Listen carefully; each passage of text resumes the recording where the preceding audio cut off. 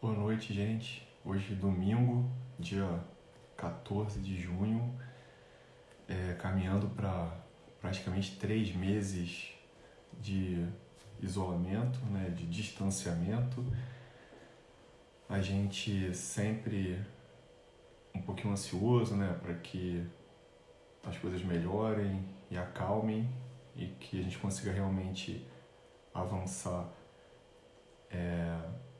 um menor número de pessoas doentes, né? E torcendo sempre para que, se as pessoas ficarem doentes, que façam formas mais brandas, formas mais leves, torcendo para que ninguém precise internar. Mas o que eu acho que é muito importante é a gente entender que é uma doença que a gente hoje já entende muito mais do que entendia antes. Acho que isso é um ponto bem interessante, né? A gente tem um controle da doença melhor, apesar de não, muitas vezes, conseguirmos controlar tudo. É uma doença muito nova, né? Ela tem basicamente pouco mais de 6 meses.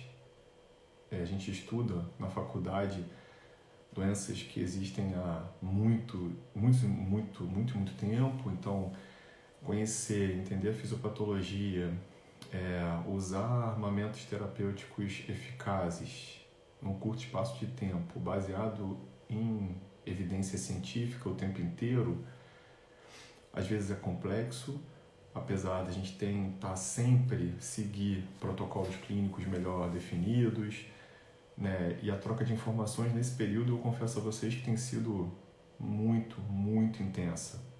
Todos os médicos, todos os profissionais de saúde que têm lidado com essa doença no Brasil e no mundo inteiro têm trocado informações.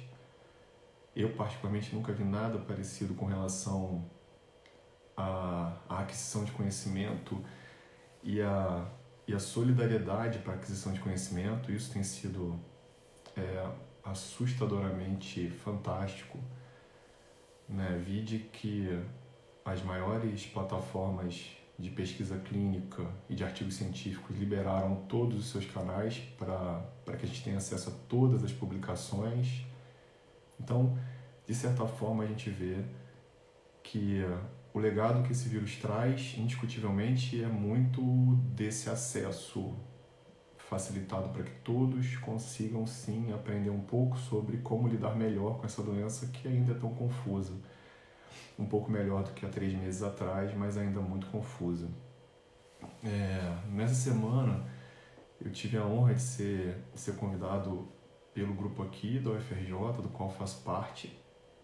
Eu sou professor da pneumologia aqui da UFRJ do campus Macaé. Fico muito feliz por fazer parte desse grupo sensacional de trabalho. E a gente pôde conversar com o laboratório de imunoparasitologia. É um laboratório com pessoas fantásticas, em que eu aprendo muito, e é um grupo de pesquisa muito interessante.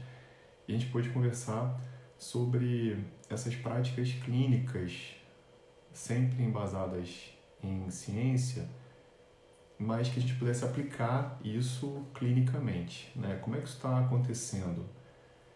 É claro que no Brasil e no mundo inteiro a gente vê muita gente usando um monte de medicação para tentar diminuir essa resposta que esse vírus provoca, que a gente já viu que é muito inflamatória, que é pró-coagulante, ou seja, esse vírus em algumas pessoas ele escolhe um padrão inflamatório assustador. E a gente já conversou um pouquinho, né? No domingo passado a gente conversou sobre quem são as pessoas que farão essa forma mais grave. A gente discutiu sobre essas pessoas que têm idade maior, que têm comorbidades. Essas são as pessoas que a gente precisa realmente vigiar mais. A gente também precisa vigiar mais as pessoas que são muito sintomáticas, que têm uma febre persistente, que têm muito cansaço, muita dinamia, muita fraqueza muscular, muita dor muscular.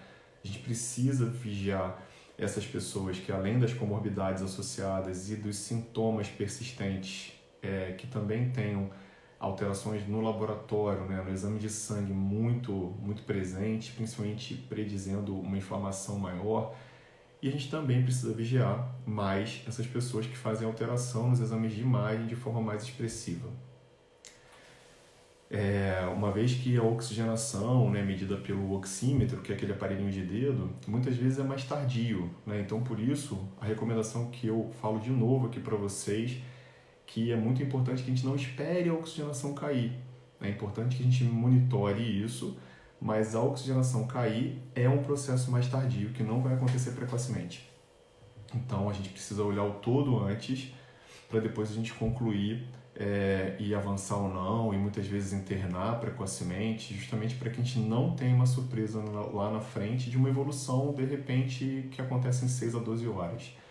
Então é muito importante a gente ter todos esses cuidados, e nada melhor do que você ter um apoio clínico, um apoio médico, que vai ser ou pela telemedicina, ou pelo centro de triagem, ou pelo seu médico de família, ou pelo seu colega médico que, né, pode te oferecer essa orientação e esse acompanhamento. Ou seja, é muito importante que vocês não se esqueçam de um acompanhamento médico. Nesse momento é bastante importante, até para que a gente evite a automedicação. A gente tem visto um número absurdamente grande de pessoas que estão se automedicando, e isso realmente preocupa por conta de resistência bacteriana a antibióticos, por conta de efeitos colaterais de uma série de medicações que têm sido usadas, por conta de alguns fatores que realmente deixam a gente um pouco mais preocupado. Eu entendo que muita gente evita ir ao centro de saúde, né, ao centro de triagem para a Covid, por exemplo, aqui mesmo na cidade, aqui em Macaé, ou mesmo em todas as outras cidades que têm esses centros de triagem, mas eu acho que é muito importante você não adiar isso, né? Na verdade, é muito importante que você tenha orientação e apoio nessa fase inicial para que você já direcione como que você vai ser conduzido. Não dá para ficar em casa esperando a febre passar depois de 5, 7, 10 dias. A gente precisa realmente agir e fazer diagnósticos, inclusive diferenciais. A gente não pode esquecer que algumas pneumonias acontecem junto da Covid, ou apesar da Covid. Eu fiz alguns diagnósticos de pneumonia bacteriana durante esse processo todo, e se a gente não entrasse com antibiótico específico para a pneumonia bacteriana, talvez a gente tivesse se enrolado, talvez eu tivesse me enrolado com os meus pacientes, dos quais atendi. Então é muito importante que a gente tenha esse cuidado e esse olhar para que a gente entenda que a doença não está sozinha, ela é só mais uma doença que acomete todas as pessoas que estão mais suscetíveis, principalmente, e é por isso que ainda é importante, sim, se você pode ficar em casa e ter acesso ao menor número de pessoas, é mais interessante do que estar muito exposto, tendo muito acesso ao número maior de pessoas, e eu acho que isso é bastante importante que vocês façam.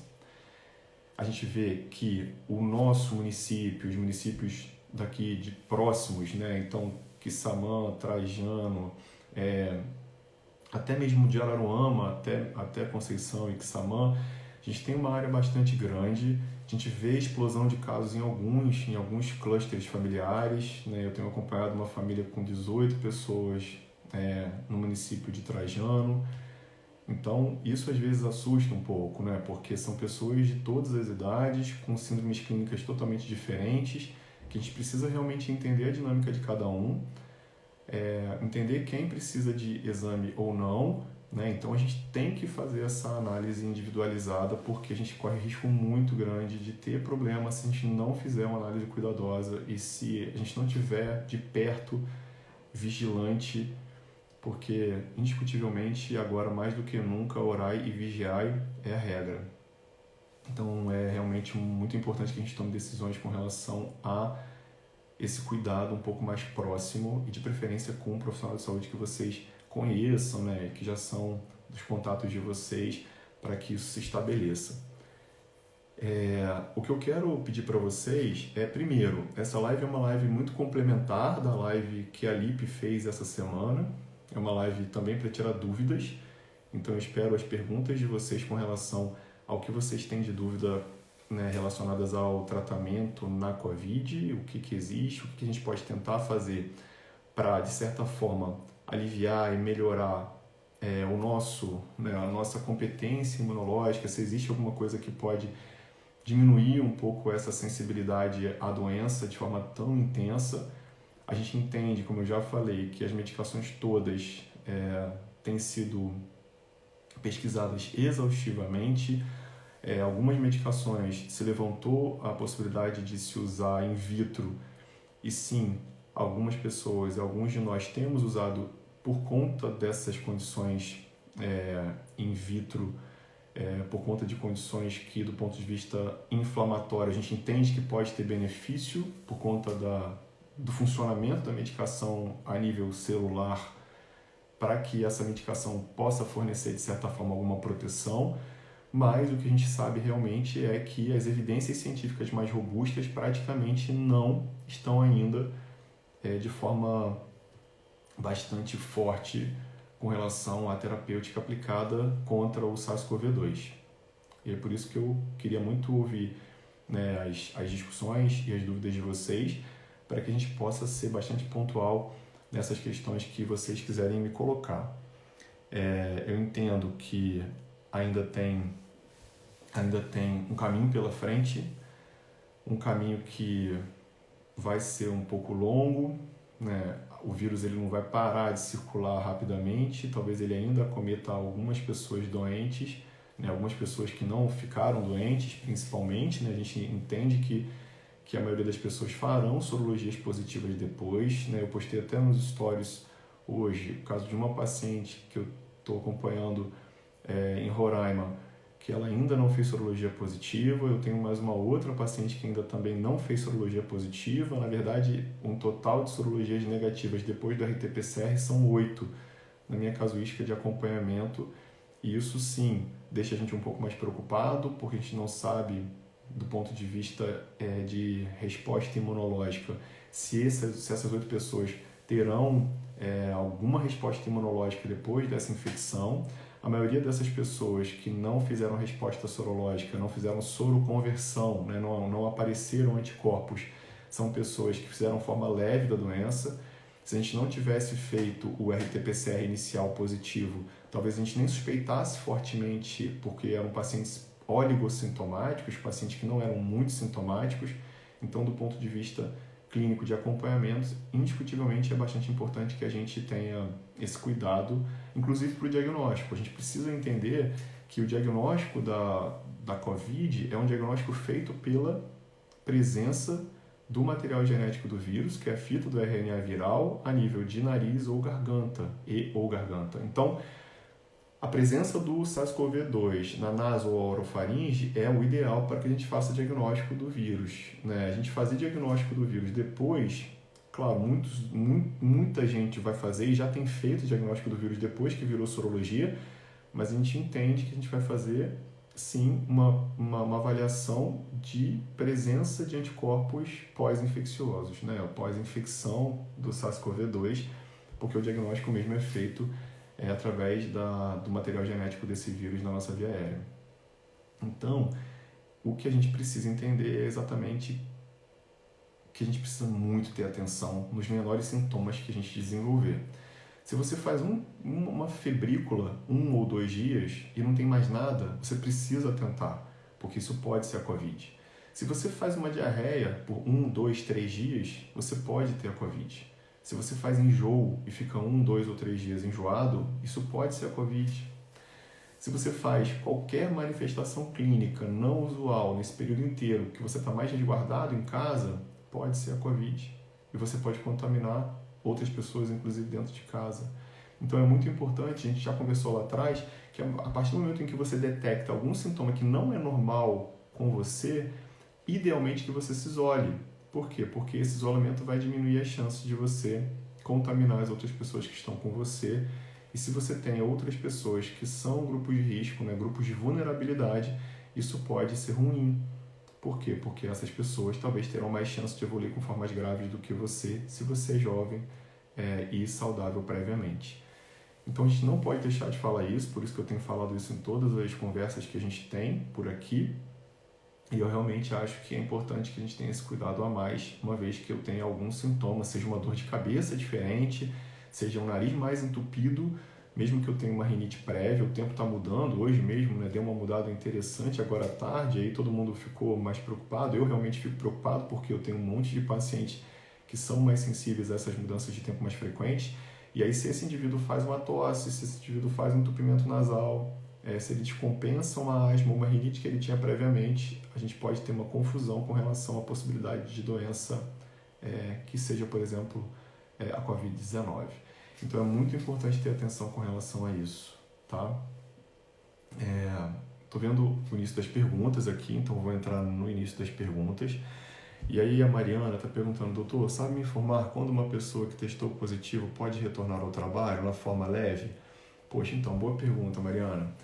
O que o CDC americano coloca é que a gente tem uma orientação para que se a pessoa fez a forma leve e ela provavelmente já no 10º dia não tem mais nenhum sintoma, a gente pode contar a partir do início da doença, que seria o D1 de sintoma, mais 10 dias. Então eu tenho 10 dias de sintomas e eu não tenho mais nenhum sintoma ativo, e aí eu vou contar mais 3 dias.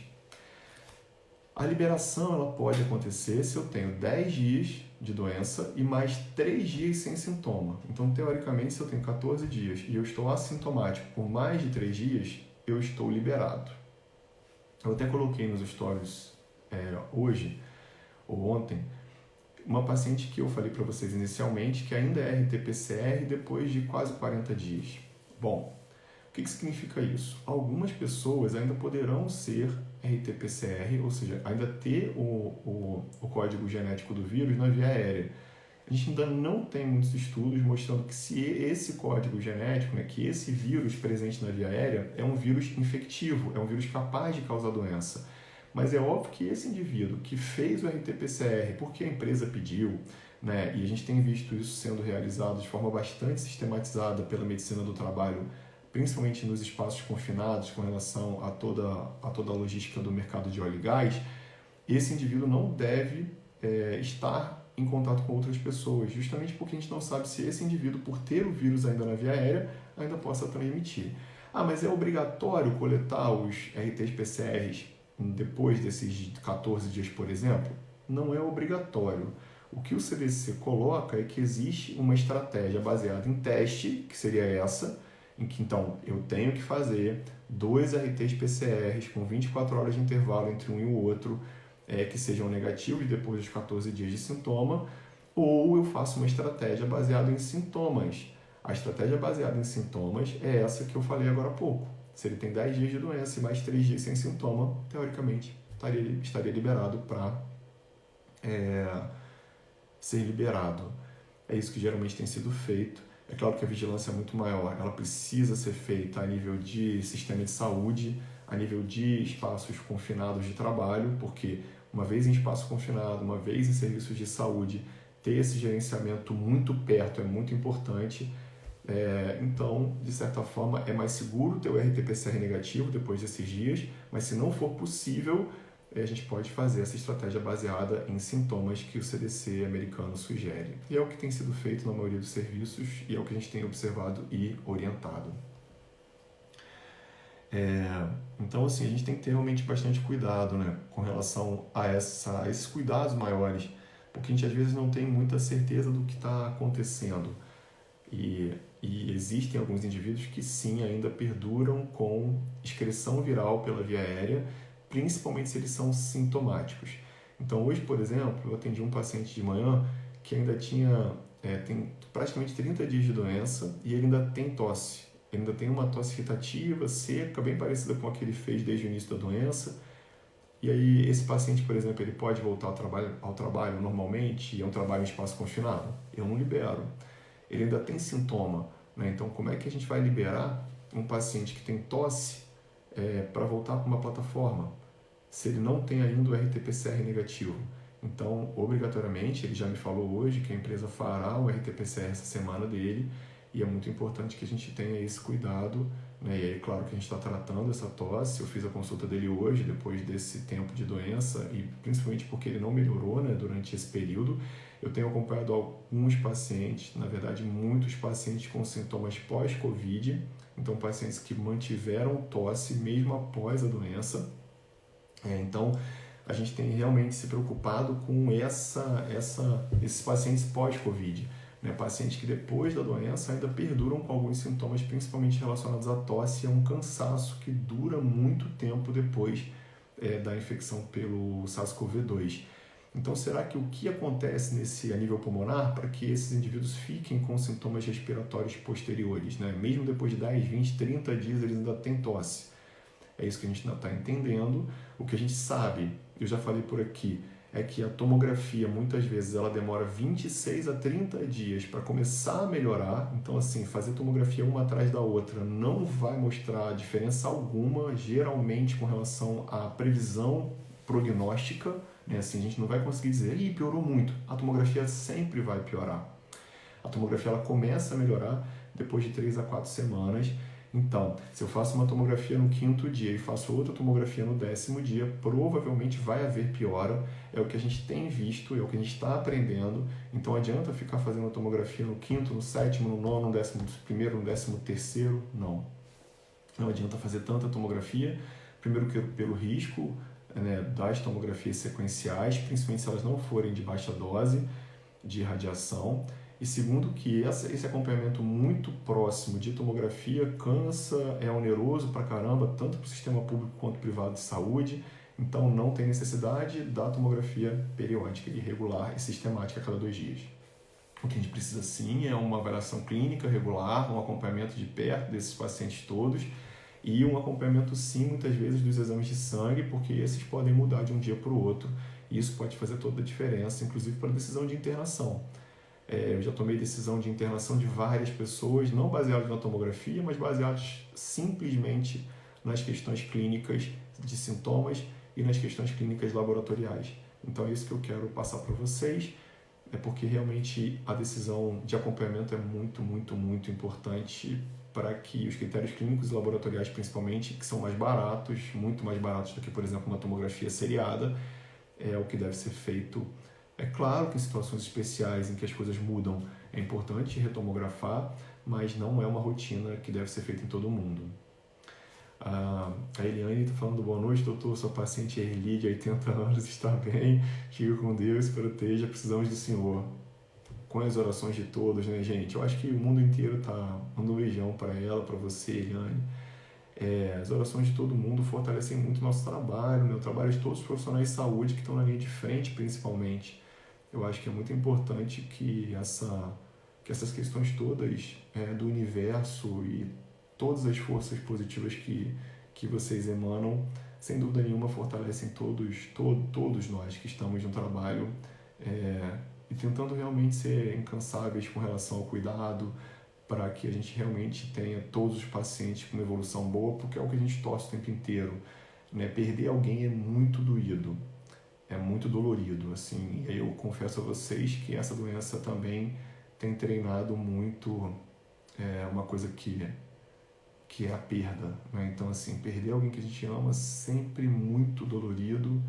Essa semana foi uma semana bem difícil, porque a gente perdeu uma pessoa que a gente respeita e ama muito, porque, bom, perder alguns pacientes em especial é bastante angustiante e é claro que a gente precisa se fortalecer com as orações de vocês para que todos sejam mais protegidos e para que a gente realmente entenda o quanto que isso é importante, o quanto a gente deseja que tudo isso passe, né, gente? Porque sim, a gente precisa muito que isso passe. Estão todos um pouco mais cansados e a gente entende e precisa que a gente tenha mais energia para ainda sustentar o que ainda vem pela frente, porque ainda tem coisas pela frente. Não dá para a gente comparar a situação da cidade de Macaé, Rio das Ostras, Quissamã, Carapebus, Conceição, com Rio de Janeiro. Rio de Janeiro é uma cidade extremamente maior, é a capital do estado, tomou decisões diferentes de nós. Tenho conversado com alguns amigos no Rio, em que as UTIs particulares principalmente estão bem mais esvaziadas, por isso que a gente vê um movimento de reabertura do comércio, mas por aqui a gente ainda está preocupado, por aqui a gente ainda está angustiado, principalmente quando a gente perde alguém, principalmente quando a gente perde alguns, e aí isso fica mais perto ainda e mostra o quanto que essa doença é avassaladora para algumas pessoas.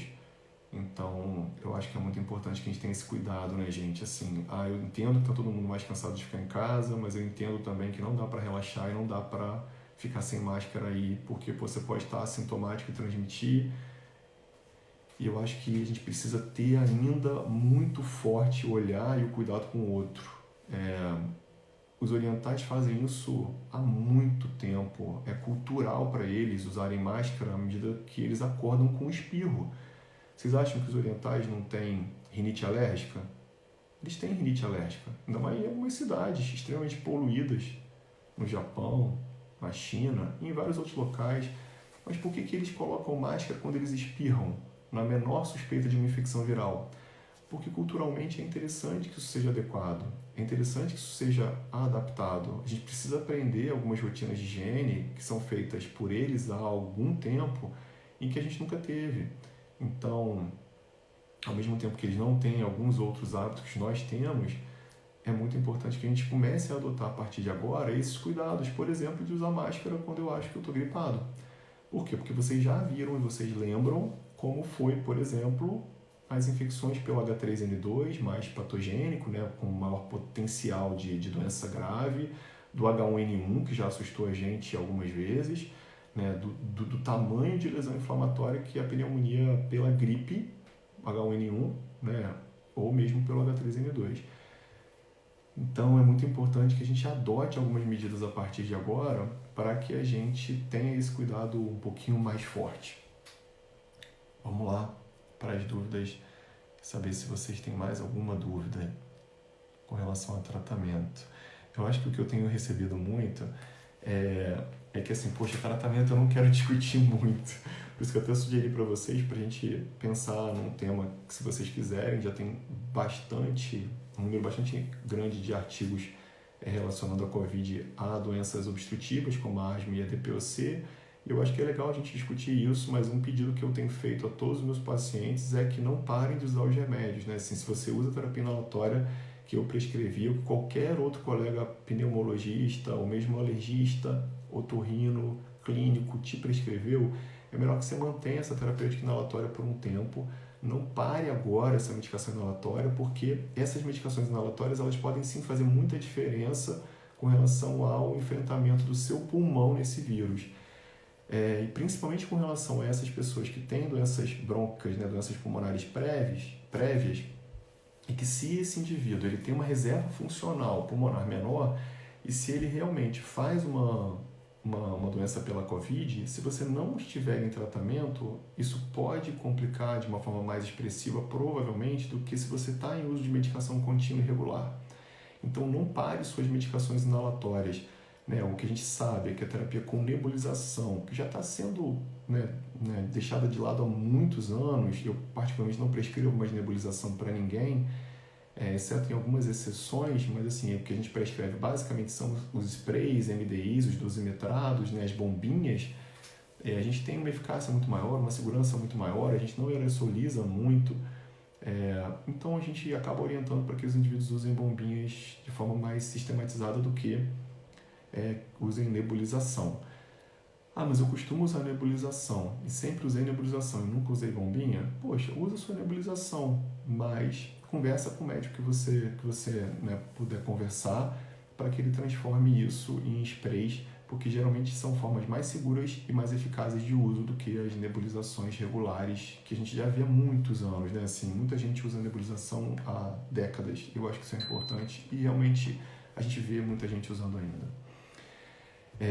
A Sandra perguntando, se a pessoa está sem olfato e sem paladar, fica sem medicamento só os sintomas? Então, se a pessoa só tem anosmia e digeusia ou ageusia, que é a ausência do gosto, ou a ausência do olfato, que é a anosmia, essa pessoa provavelmente, por uma pesquisa bastante interessante da Universidade de San Diego, na Califórnia, mostrou que esses indivíduos que fizeram alteração de paladar e olfato, eles geralmente têm mais chance de evoluir de forma leve. Então, poxa, é bem interessante que sim, faça observação, acompanhe, sistematize esse controle de acompanhamento, mas muitas vezes, se só tem esses sintomas e os sintomas já passaram ou vão passar daqui a pouco, porque a gente tem visto um tempo não tão grande, um ou outro paciente perdura mais tempo com alteração de olfato e paladar. Tem uma paciente que durou mais tempo, ainda está com alteração de paladar e olfato, mas a imensa maioria é bem rápido essa transição aí de ficar sem paladar e olfato, depois eles voltam. A maioria volta num tempo relativamente aí de 3 a 5, no máximo 10 dias. Mas se só tem esses sintomas, provavelmente você fez uma forma oligossintomática, né? Então talvez nem precise de medicações maiores hoje. Né? Por quê? Porque algumas medicações não realmente serão usadas numa síndrome muito leve. É claro, como eu falei para vocês, é interessante a gente fazer uma avaliação nos exames de sangue que podem buscar outras alterações maiores. Né? Essa semana, na quarta-feira, eu atendi uma paciente que já tinha 40 dias de doença e ela é de Quissamã e ela não fez muitos exames na fase inicial da doença, mas ela evoluiu bem. Ela teve febre, ela teve uma tosse, mas depois ela foi evoluindo bem e, bom, teve a sorologia positiva e ficou mais tranquila porque realmente evoluiu muito bem.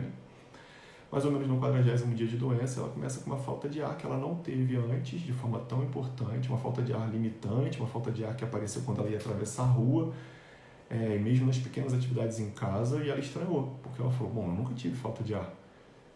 E aí a gente, ela entrou em contato comigo, a gente conversou, e aí ela fez um exame que mostrou um trombo na circulação pulmonar. Bom, isso pode acontecer 40 dias depois?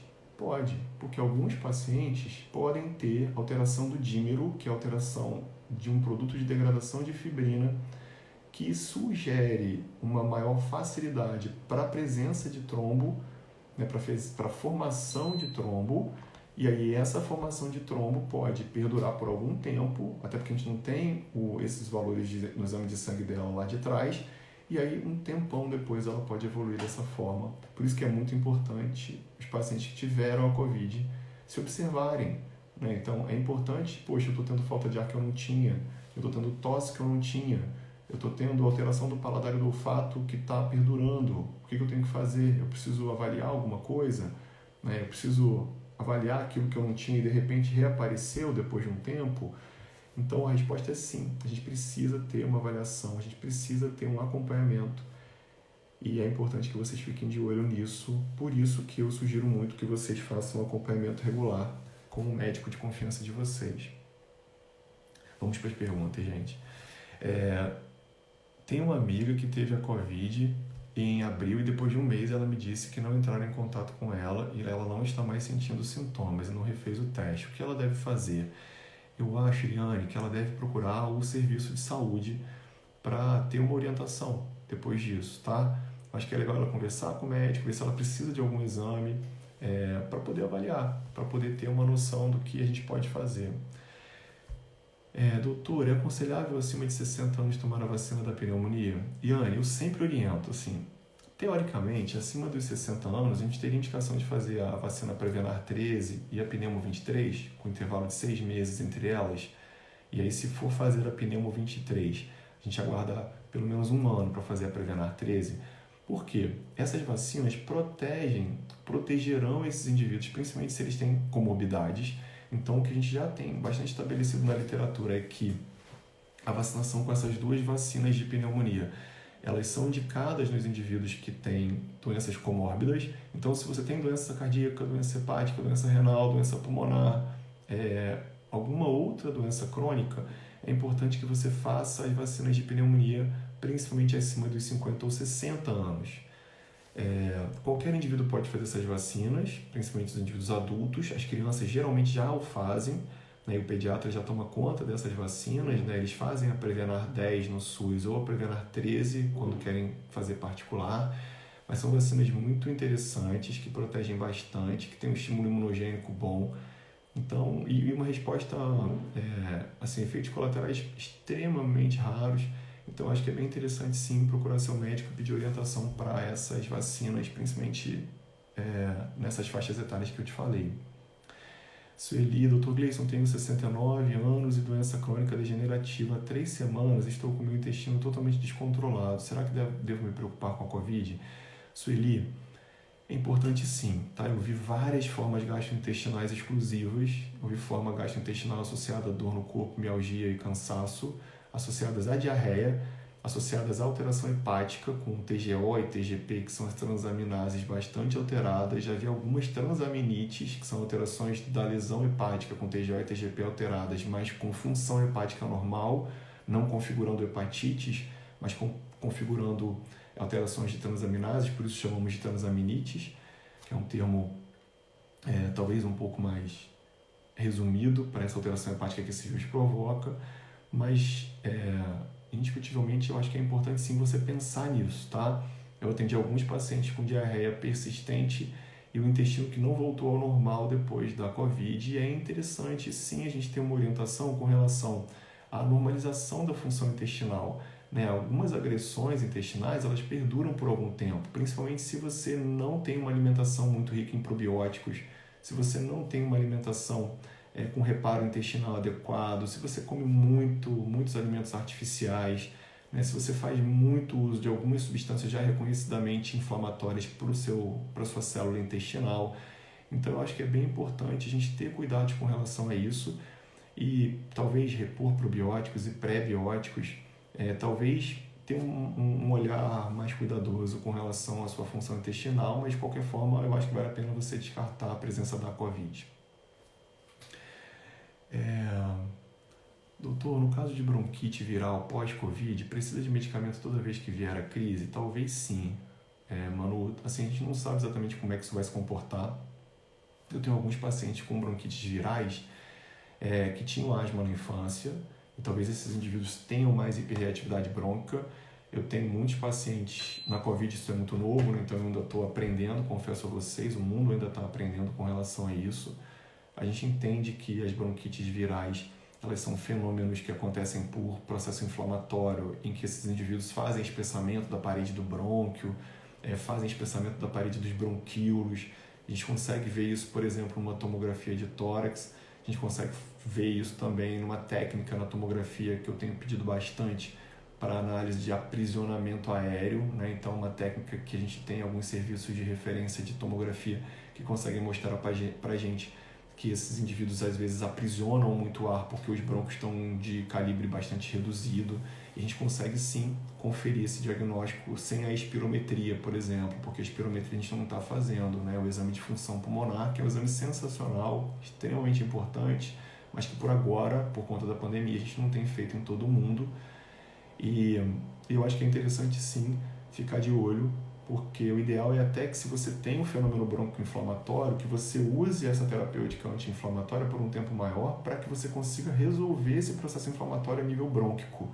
Porque se você usa um tempinho, melhorou, parou, daqui a 20 dias, daqui a um mês, você pode voltar a ter, principalmente como a gente está entrando no inverno, daqui a pouco a gente já está tendo algumas mudanças de temperatura, e aí esses indivíduos com hiperreatividade brônquica, né, que reagem muito do brônquio, quando o tempo muda, o brônquio sente, e aí você pode começar a ter tosse, aperto no peito, e aí começar a ficar cansada, e aí isso pode sugerir de novo um fenômeno inflamatório brônquico associado. Então é bem importante, a gente vai conversar bastante sobre isso na live da semana que vem, e eu vou convidar vocês, vou convidar todos os meus pacientes, né, os inúmeros pacientes que eu já cuido há alguns anos, e os pacientes mais novos. Eu ganhei bastante paciente nesse período, assim, por conta da Covid, né, assim, e tem um monte de gente que eu conheci nesse período por conta da telemedicina, principalmente muita gente de fora daqui da região, muita gente de fora da cidade de Macaé. A maioria das pessoas que eu tenho visto e atendido, talvez mais de 50% sejam de fora da cidade. Então, eu tenho realmente me impressionado como que a telemedicina consegue consegue avançar alguns muros que a gente não conseguia resolver, né, e atender. Então eu atendi gente de Pará, assim, de Castanhal, uma cidade pequenininha por lá, atendi gente de um monte de lugar do mundo, e aí assim, eu conheci um monte de gente que bom, alguns estão por aqui, e graças a Deus, né, eu tive o prazer de conseguir conhecer, né, e conduzir um pouquinho para que a gente ficasse melhor. Shinoda Edith, meu netinho desde quarta noite está com febre, tosse seca e está com suspeita da Covid. Minha filha está voltando com ele na emergência. O que fazer? Eu acho que, Edith, é importante ter essa avaliação, tá? Na emergência certamente vai ter uma orientação. As crianças, elas podem fazer formas graves, apesar de fazerem muito mais formas leves e moderadas. Geralmente as crianças não precisam de tanta vigilância com relação à internação, mas todas as doenças pela Covid precisam de acompanhamento médico, então é muito importante ter esse cuidado, né? Eu acho que é legal voltar lá, conversar com o pediatra, para não deixar isso passar e se precisar fazer alguns exames que faça, para que a gente fique mais tranquilo com vocês. Marcelo, tenho 61 anos, gostaria de saber se a vacina da pneumonia pode trazer algum benefício caso venha a ser contaminado. Não, Marcelo, nenhum benefício com relação à pneumonia especificamente, porque a gente está falando da Covid, que é uma doença viral. O benefício, eu acho que isso que você quis dizer, é de a gente usar uma medicação ou de usar uma vacina, que é a Prevenar 13 principalmente, que tem vários estudos mostrando que quando eu faço a Prevenar 13, eu posso diminuir a adesividade do pneumococo com as cepas que a Prevenar 13 oferece a nível de naso e orofaringe. Então, de certa forma, você diminui a chance de ter uma colonização prévia desse germe, dessa bactéria, que é muito associada a pneumonias e algumas pneumonias graves, para que você tenha menos risco de fazer invasão dessa doença, né, invasão dessa bactéria e causar doença num estado, por exemplo, pós-viral, ou num estado em que você tem uma infecção pela Covid e, sequencialmente, uma infecção bacteriana superposta. A gente sempre soube, né, toda a minha vida, e todos nós médicos sabemos que as infecções virais, elas abrem portas para infecções bacterianas, na imensa maioria delas.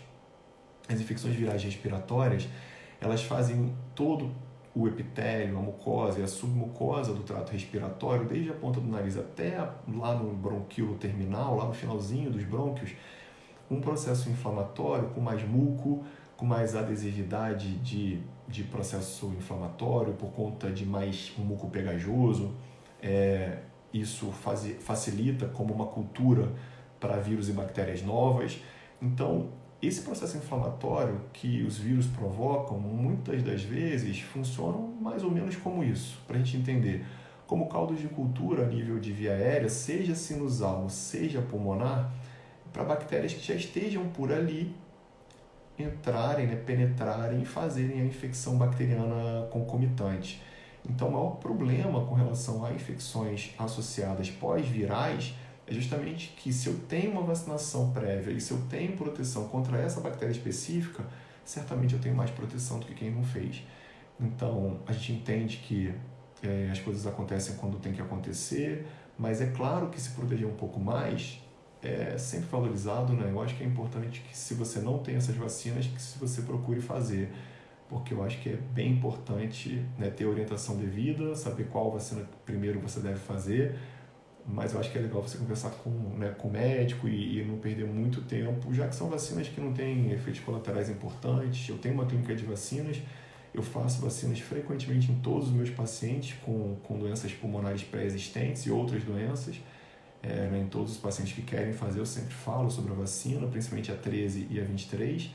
Não podem ser feitas juntas, como eu falei aqui no início, mas eu acho que é legal ter essa atenção de fazer e se cuidar. Dani, eu tenho muita rinite e as crises são constantes. Posso tomar antialérgico normalmente? Dani, é legal você tratar essa sua rinite, né? Assim, a rinite ela não pode ser e nem deve ser tratada com antialérgico oral contínuo, né? Primeiro a gente precisa entender qual é a dinâmica da sua descompensação, quais são os fatores que te colocam em mais manifestação clínica, para tratar do ponto de vista de higiene ambiental, porque isso ajuda pra caramba e também ajuda muito. Se você fizer terapêutica e limpeza nasal, por exemplo, é um tratamento fácil, porque soro no nariz as pessoas podem usar para higienização do nariz, e eu sempre recomendo para as pessoas que têm rinite. É claro que alguns tratamentos específicos para rinite alérgica são importantes, principalmente nessa época, né, gente? Como eu estava falando, tem um estudo bem pequenininho mostrando que o uso de um tipo de corticoide nasal ele pode diminuir a replicação viral e pode ter resultados interessantes com relação à presença do SARS-CoV-2 na mucosa nasal. Bom, isso ainda precisa de muitos outros estudos, mas é só um para que a gente entenda que, mais uma vez, é muito importante que você trate se você tem rinite, se você tem asma, para que você fique mais protegido. Tainá, já estou com 35 dias desde o primeiro sintoma, já testei negativo pelo teste rápido, porém ainda estou sem paladar e olfato. Eles demoram mesmo a voltar? Então, Tainá, pode demorar. Alguns pacientes demoram. O neurotropismo do vírus, né, ele gosta do sistema neural também. E essa alteração de nervo olfatório, de bulbo, ou seja, a gente não sabe exatamente aonde acontece isso, mas a gente entende que existe um processo inflamatório que pode inibir essa sensação, né, tanto do olfato quanto do paladar, e isso alteraria e pode, em algumas pessoas, perdurar por mais tempo. Eu tenho uma outra paciente que também está há bastante tempo ainda com queixas, e se isso persistir, a gente vai ter que fazer a avaliação para a gente entender por que essa dinâmica de vocês tem acontecido de forma diferente da imensa maioria, que geralmente retorna logo. A Aline tive contato com uma pessoa que testou positivo, estávamos de máscara, qual o risco de contágio? Detalhe, ela está assintomática. Então, os assintomáticos, eles podem transmitir, Aline, a gente sabe disso, né? O OMS recuou com relação a isso, a gente entende que o período pré-sintomático é um período que a pessoa também pode transmitir, mas a gente também entende que à medida que o indivíduo vai ficando doente, ele vai talvez diminuindo a carga viral, por isso que é muito importante que a gente colhe o RT-PCR entre o terceiro e o oitavo dia. Então, se você está doente, é importante que você vigie a coleta do RT-PCR da via aérea entre o terceiro e o oitavo. O ideal é que seja um quinto dia de manifestação clínica, desde o início dos seus sintomas. Depois disso, o RT-PCR tende a cair em termos de sensibilidade. Isso, claro que é interessante, porque da mesma forma a tendência à redução de transmissão também vai acontecer depois do 9º dia, e é o que a gente torce, né, para que as pessoas não fiquem com RT-PCR positivo por 2 meses. O risco de contato, se ela estava de máscara, se você estava de máscara, é bastante baixo, mas principalmente depende das máscaras que vocês estavam usando, isso também ajuda bastante. Depende muito, né, se ela tinha tosse ou espirro, praticamente como você fala que ela estava assintomática, isso também ajuda bastante. Se vocês estavam em ambiente fechado ou aberto, isso também ajuda bastante, né? Então, a avaliação desses fatores todos podem ajudar numa análise maior de risco. Mas se vocês estavam de máscara, eu acho que você pode ficar um pouco mais tranquila, mas não deixa de vigiar. A gente tem uma orientação, desde lá do início do Ministério da Saúde, que o contato próximo é aquele indivíduo que ficou mais de 15 minutos a menos de 2 metros de distância da outra pessoa, mas sem máscara. Então, se você teve esse contato, mas não contemplou o uso de máscara e ficou mais de 15 minutos em ambiente fechado por menos de 2 metros, maior risco. Agora, como não foi esse o caso, eu acho que você pode ficar mais tranquila. Um monte de dúvida, outras que não dos tratamentos, né? Acho que os tratamentos realmente devem ser feitos de acordo com a orientação médica, né, gente? Então, meu pedido, de novo, não se automediquem. Isso é bem importante. Soraya, a vacina pneumo 23 ajuda a não piorar o caso da Covid? Todas as vacinas pneumocócicas ajudam a não, a gente ter uma melhor resposta por conta de alguma proteção pneumocócica de uma possível pneumonia bacteriana após ou associado. A gente não tem estudos mostrando isso, mas a gente entende que as vacinas pneumocócicas sim protegem mais a gente, principalmente se a gente tem doenças crônicas. Eu acho que é bem importante isso, a gente ter esse cuidado. Boa noite, Beth, muito bom ver vocês por aqui. Elaine, eu tenho IgM reagente e meu marido não teve, ele fez PCR na sexta. É importante, Elaine, vigiar e até avaliar depois se você vai fazer IgG, né? É claro que o que a gente mais quer depois da Covid, gente, é ser IgG positivo, ser IgM negativo e ser um PCR-RT negativo depois de um positivo inicial. É o que a gente mais quer. Então, o que a gente mais torce é que a gente faça realmente um RT-PCR negativo na alta e um IgG positivo, com IgM negativo, não esqueçam. Essa é a tríade ideal da alta. Barbosa, João Luiz, estou com febre de 37,5, dor de cabeça e garganta inflamada desde ontem, não tenho tosse nem falta de ar. Como proceder? Então, João, conversar com um serviço de saúde. Eu acho que é importante você procurar um serviço de saúde aí na sua cidade, para que você tenha orientação adequada. Óbvio que ainda pode observar, mas se a febre persiste por mais de 2 a 3 dias ou outros sintomas aparecem, principalmente dependendo do início dos sintomas, não sei em que dia que você começou a ter sintoma, você precisa procurar atendimento ou pelo menos uma orientação. Maia Anderson, excelente esclarecimento, doutor. Conceição de Macabu presente, muito legal. Eu tenho muita gente de Conceição, atendo muitos pacientes de Conceição de Macabu, adoro essa cidade, de vez em quando vou até Conceição, gosto muito, e um abração para vocês de Conceição. Vocês são nossos heróis nessa guerra. poxa, é verdade, né? Todos nós, né, Ana Maria, a gente precisa entender que não é uma simples gripe, como você mesmo está colocando aqui. Cláudia Amorim, bom ouvir esclarecimentos de pessoas com mais tranquilidade. Tem que ter tranquilidade, né, gente? Diz uma amiga médica, falou, Gleice, eu não sei se você pira em algum momento, porque pelos vídeos você tá tão tranquilo. Eu confesso a vocês que, assim, alguns momentos dolorosos são bem ruins. E aí, nesses momentos, a gente pede muita orientação, porque a gente acaba, percebendo que a gente é um sopro e que a vida é um sopro, e por isso a gente tem que ter muito cuidado o tempo inteiro. A Giane perguntando o que o senhor diz sobre tomar ivermectina sem estar com vírus. Giane, não tem nenhum estudo mostrando eficácia de proteção ainda da ivermectina com relação à proteção. Eu tenho visto algumas pessoas usando ivermectina profilaticamente, não acho nenhum sentido com relação a isso. A gente pode fazer, sim, ivermectina em alguns casos em que a gente vai poder ter o uso de corticóide em dose alta, principalmente para a gente ter mais cuidado quando a gente usa o corticóide em dose alta numa fase mais hiperinflamatória, para a gente não fazer um agravamento de uma sepse carreada por um agente agressor, que é o estrangiloides, por exemplo. Então isso pode até ser feito em alguns pacientes para isso. O que eu tenho visto com relação à ivermectina é que, além dela ser essa medicação que funciona para alguns parasitas, por exemplo, inclusive esse que eu acabei de citar, ela também tem ação na inibição da replicação viral in vitro, mas, de novo, isso é in vitro, e aí o que eu falo para vocês é in vitro, até a água sanitária mata o vírus, né? Então a gente não vai tomar água sanitária. Eu acho que é bem importante a gente entender que, é claro, que a dinâmica viral a gente não está entendendo, que a gente já está percebendo que as medicações estão saindo, a gente está percebendo que algumas medicações são mais usadas porque não tem tantos efeitos colaterais e outras menos. As medicações são muito específicas e cada um pode ter o direito de escolher sobre a medicação que vai querer usar ou não depois da orientação médica, desde que assine um termo de consentimento livre esclarecido. Você pode escolher, por exemplo, o uso da hidroxicloroquina, por exemplo, dentro do hospital. A gente fica muito mais seguro se esse uso dessa droga, por exemplo, é feito intra-hospitalar por conta do eletro, que deve ser seriado, principalmente quando associado à azitromicina, que é uma droga que também alarga o intervalo QT no eletrocardiograma. Ou seja, mas é muito importante, gente, que vocês tenham esse auxílio e essa orientação médica sem sair usando medicação à torto e à direito. A gente vai ver complicação clínica, a gente vai ver dano em alguns órgãos que não estarão relacionados à infecção pelo SARS-CoV-2 e estarão relacionados ao uso contínuo de algumas medicações que não podem ser usadas continuamente, ou pelo menos não devem. Zé Lima, suas lives são bastante esclarecedoras. Obrigado, Zé Lima, obrigado. A gente está junto, né? Todos nós.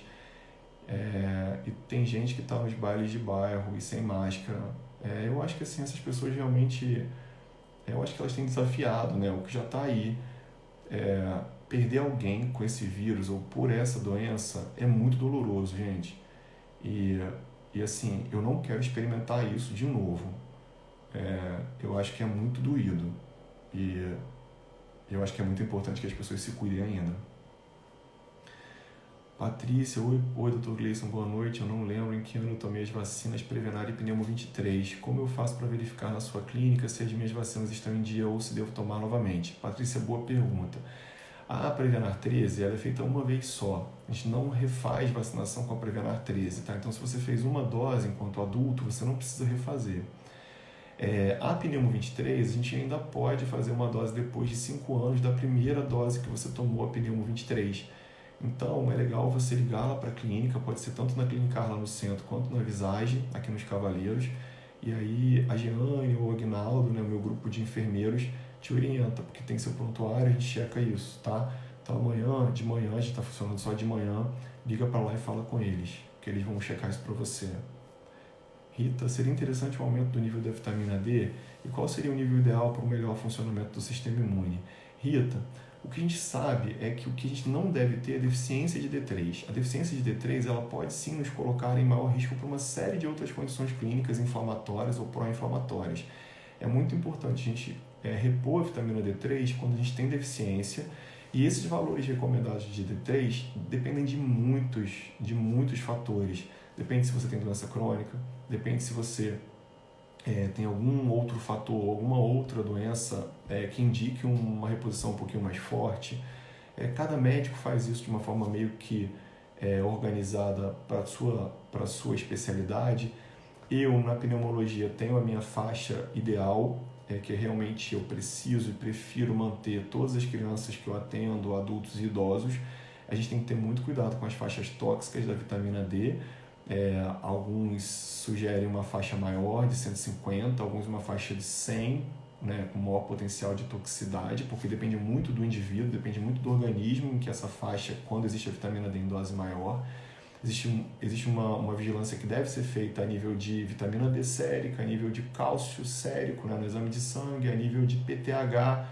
Então é muito importante a gente medir isso e vigiar isso para que essas doses de vitamina D não sejam exageradas. A gente tem visto muita gente usando vitamina D à torto e à direito, isso é complicado. Vitamina D em excesso pode levar a excesso de cálcio a nível sérico, e aí a hipercalcemia gera alterações de maior propensão a cálculo renal, calcificação distrófica, que é a calcificação que acontece em artérias e veias, até mesmo no processo de aceleramento da aterosclerose, né? E aí a gente precisa muito entender que fenômenos como arritmias, tetanias e outros fenômenos que acontecem com cálcio alto precisam ser orientados por um médico especializado, por um nutricionista. Precisa ser visto isso de uma forma bastante cuidadosa, não dá para sair usando vitamina D à torto e à direito. A vitamina D, é claro que também ajuda, né, quando a gente toma sol, mas a gente já sabe que a reposição de vitamina D é ideal, né? Por quê? Porque a exposição solar sozinha geralmente não consegue manter os nossos níveis de vitamina D mais adequados. A alta se dá quando o IgM estiver negativo ou quando a presença de IgG positivo é suficiente. O ideal, o IgG positivo já é legal pra caramba, porque já mostra que você está começando a fazer reação com um antígeno, com um anticorpo que é o neutralizante, né? Que teoricamente vai te ajudar numa possível reinfecção. A grande questão é que a gente não sabe, primeiro, um percentual grande não farão IgG e IgM, e segundo, é legal a gente ter só o IgG. Mas pô, se você ainda tem o IgM, espera mais um tempo e mais lá para frente faz um quantitativo para saber quanto que você tem de IgM e de IgG. Às vezes o IgM demora para baixar. Eu tenho visto alguns pacientes com um tempão de doença ainda terem IgM positivo. Não significa o IgM positivo que você ainda está cheio de vírus, tá, gente? Então isso é muito importante. IgM e IgG não são critérios de alta, tá? Isso tem que ficar bastante claro para todo mundo. IgM negativo e IgG positivo não transmite mais? Então, vide vitae. Não dá para a gente definir isso, tá? O que a gente sabe se você tem ausência de sintomas, se você tem mais de 10 dias, né, e ausência de sintomas por mais de 3 dias, e idealmente se você for RT-PCR negativo, tá? Mas não dá para saber se só pela sorologia você transmite ou não transmite. Esqueçam essa possibilidade de controle por conta da sorologia, porque a sorologia não vai dizer isso, tá? Miguel, eu acho que eu já respondi quando o paciente é considerado curado. É claro que a gente tem feito alguns exames de imagem depois de 45 dias, que é o prazo que a gente tem entendido como sendo ideal para controle tomográfico dos pacientes que fizeram doença maior, né? Eu tenho visto os meus pacientes lá no início, quando eu fiz diagnóstico, e depois desses 45 dias. Eu tenho muitos pacientes de alta, graças a Deus. Estou muito feliz por isso. E agradeço muito as pessoas que confiaram no meu trabalho, né, no dia a dia, na vigilância diária e sistematizada que eu tenho tentado fazer em todo esse período aí da quarentena. As pessoas têm realmente, Margarete, pelo excesso de limpeza, água sanitária, as pessoas começam a fazer alergias, né? Porque estão usando produtos de limpeza muito cheirosos, e isso pode estimular quem tem asma, quem tem bronquite. A gente vai conversar sobre isso na semana que vem. Eu espero você, porque lá a gente vai poder falar um pouco mais sobre isso. Gente, já está terminando, são 59h20, eu tenho que salvar a live.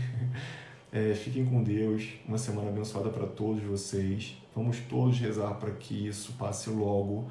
Eu acho que a gente já está entendendo que isso vai passar, né? Vários lugares já passaram, e eu acho que a gente precisa realmente entender e agradecer por tudo, sempre olhar o outro e se colocar no lugar do outro. porque se a gente fizer isso, a gente vai continuar usando máscara, a gente vai continuar se protegendo. Fiquem com Deus, se cuidem, boa semana.